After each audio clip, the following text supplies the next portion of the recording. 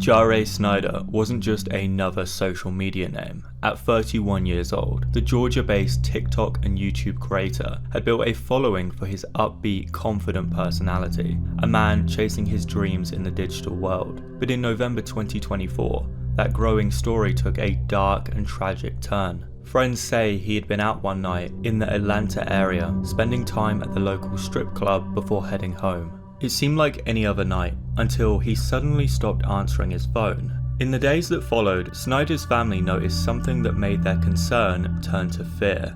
He hadn't contacted his young son, something completely out of character for the devoted father. Calls went unanswered, his social media accounts fell silent, and by mid-November, his loved ones filed a missing persons report with Clayton County Police. The search began in Forest Park, Georgia, where Snyder was last seen. For 10 long days, there were no signs, no surveillance footage, no bank activity, nothing. Then, on November 26th, a group of friends and family members took it upon themselves to retrace possible routes. Deep in the woods off Brown and Poston Road in Jonesboro, they found a glint of metal through the trees.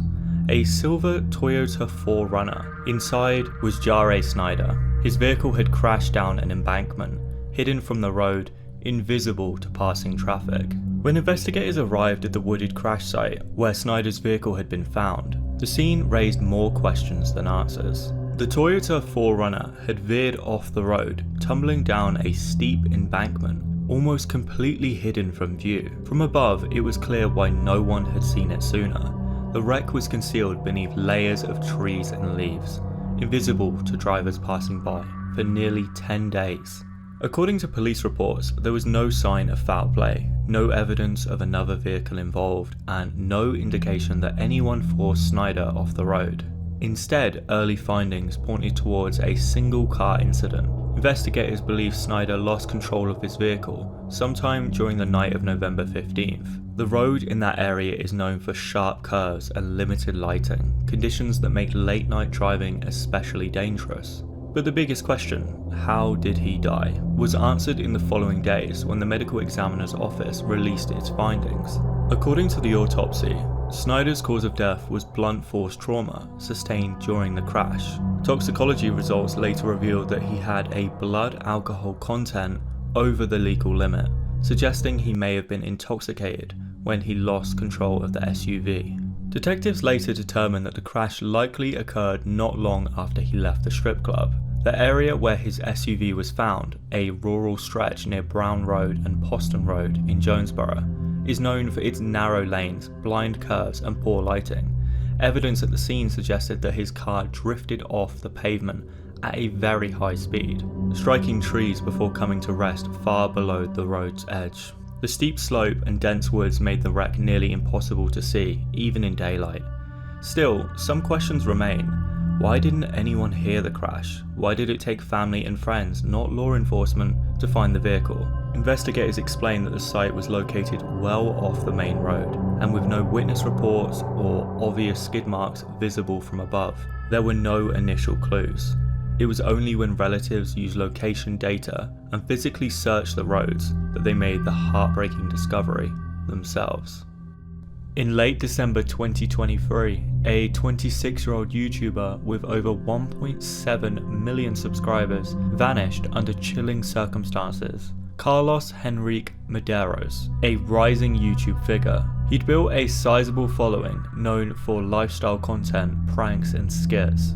On December 25th, Christmas Day, Medeiros was reported missing. He was expected to join his family for dinner, but didn't show up. His sister and friends grew concerned when he failed to answer calls, missed his planned meetup, and simply vanished. The investigation centered on Sao Paulo, where Medeiros had been visiting friends for the holiday. His absence from his family's home triggered the search that would uncover a dark reality. After days of concern, a tip-off came.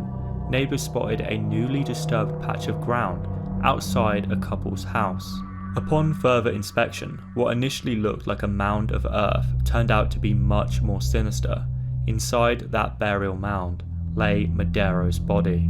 When officers from the Sao Paulo Civil Police arrived at the modest home of a local couple, they were following up on what seemed like a routine missing person tip. But within minutes, the atmosphere shifted from curiosity to horror. What they discovered in the backyard would change everything. Reports from the New York Post detailed that the remains were found wrapped and hastily covered, suggesting a quick attempt to conceal the crime.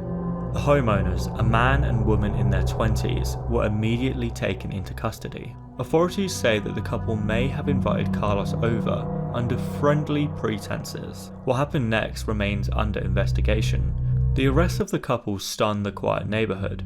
Locals described them as friendly but secretive, the kind of people who mostly kept to themselves. But behind that quiet facade, detectives say their motives were far darker than anyone could know.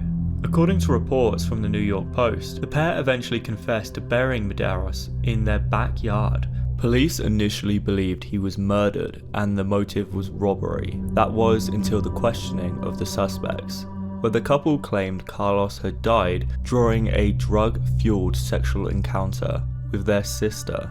They alleged that he collapsed mid-act and in panic they decided to bury Medeiros after discovering his body. Police note there were no signs of visible gunshot wounds, stabbing, strangulation. What I find unbelievably bizarre is that I couldn't find a conclusion.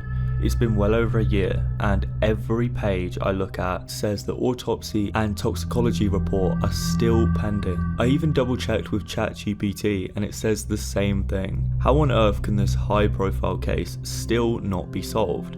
Unless it's just not been publicly revealed, which also doesn't make a whole lot of sense to me. If you have some info, leave it in the comments.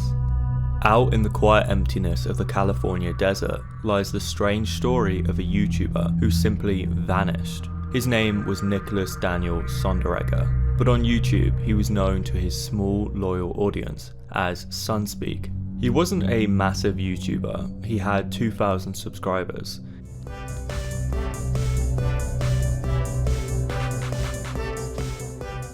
SunSpeik's videos were very simple. Vlogs, short clips and dancing moments that reflected an eccentric but genuine personality. He uploaded almost 100 videos between 2009 to 2017, slowly carving out a digital diary of his life in Salton Sea Beach, California, one of the most hauntingly desolate communities in the state. Then, all of a sudden, silence. His final upload came on May 5th, 2017, and after that, Nicholas disappeared without a trace. So, what really happened to him? On the night of September 7th, 2018, everything changed. Around 2:30 AM, Nicholas and his friend Austin were at home when they heard a woman screaming outside. The two debated whether they should go investigate. Eventually, Austin decided to go to bed, but by morning, Nicholas was gone, nowhere to be seen. Austin searched the property and nearby roads, but found no trace. Nicholas's car was still parked outside. His phone, wallet and keys nowhere to be found. The house looked normal, as if he'd only stepped out for a moment, but Nicholas never came back. Austin called the county sheriff's office to report him missing. Local authorities and volunteers began combing the area. Sand dunes, brush, abandoned lots, and the dry shoreline of the Salton Sea.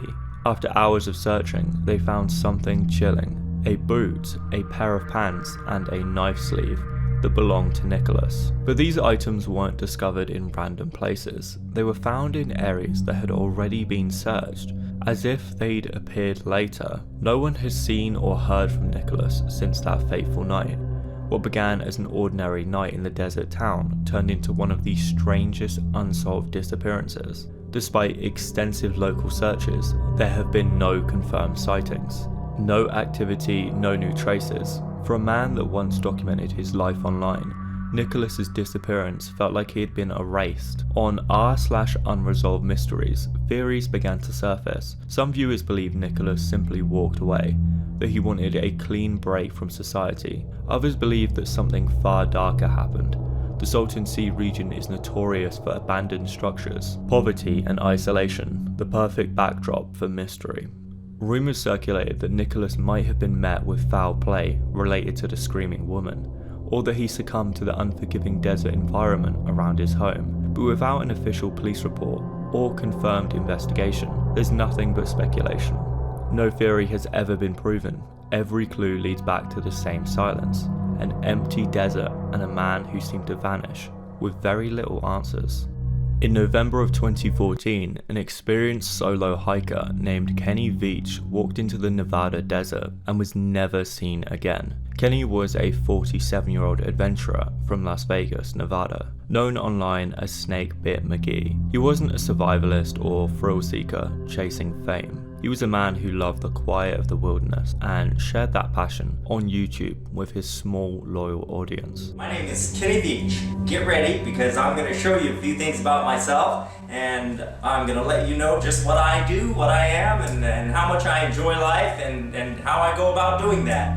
But in one of his videos, Kenny mentioned something that would ignite years of fascination and fear. He claimed to have discovered what he called the M Cave, a mysterious cave that was shaped like the letter M, hidden somewhere near the Nellis Air Force Base in the mountains north of Las Vegas. When he approached it, he said he felt his entire body begin to vibrate, as if something unseen was warning him to stay away. He told viewers he turned back that day, too afraid to continue, but soon the comments poured in, challenging him to return, to find the M Cave again and film what he'd seen. So Kenny went back. In October 2014, he uploaded what would become his final known video, M Cave Hike. In it, he explored the unforgiving terrain, crawling through mine shafts and climbing steep ravines. But the M Cave itself, he couldn't find. Just a few weeks later, on November 10th, 2014, Kenny told his girlfriend he was heading out for a short overnight hike and headed into the desert alone. He never came back. Kenny packed very lightly, a simple backpack, a 9mm pistol for protection, and his camera. He told his girlfriend Sharon that he was heading out for a quick overnight trip into the Sheep Mountains, roughly 100 miles north of Las Vegas. It was a familiar route to him, one he had explored many times before, but this time Kenny had a mission. He was going back to find the mysterious M Cave. Days passed. When Kenny failed to return or answer his phone, Sharon grew worried and contacted authorities. Search and rescue teams were soon dispatched into the vast desert region, a landscape known for its treacherous heat, steep canyons, and hidden mine shafts. 3 days later, searchers located Kenny's cell phone near the entrance of an abandoned mine shaft. It was the same shaft that he had filmed his M Cave Hike video in only a month earlier. His car was found parked at a nearby trailhead, undisturbed, but there was no trace of Kenny himself. No footprints leading away, no water bottles, no campfire, no signs of a struggle. How could an experienced hiker familiar with this terrain disappear so completely and silently? Search teams covered miles of harsh desert in brutal heat, but every lead ended in silence. The only certainty was that Kenny made it this far, to the edge of the same mine where he once stood, and somewhere beyond that point, the trail just stopped. For days, search crews combed the Nevada wilderness looking for any trace of Kenny. Trained rescuers from the Nevada Red Rock Search and Rescue Team, aided by volunteers and helicopters, scoured the canyons. The terrain was brutal, sharp limestone ridges, deep crevices, temperatures swinging from freezing nights to blistering days. But after a week, all they found was the same abandoned mineshaft where Kenny's cell phone had been recovered. No footprints, no backpack, no sign of his weapon or water. Then, as traditional searches began to fade, the internet of course took over. Kenny's M Cave Hike video became a magnet for speculation. In the comments, theories multiplied. Some said that he must have fallen into a hidden shaft, a tragic accident in the labyrinth of mines scattered through the area. Others believed something far stranger, that the M Cave was possibly tied to military experiments due to the nearby Nellis Air Force Base. Through it all, one fact remained constant. Kenny Veach was an experienced outdoorsman who knew the dangers of that land, and yet something drew him back one last time, and unfortunately, we will likely never know exactly what happened.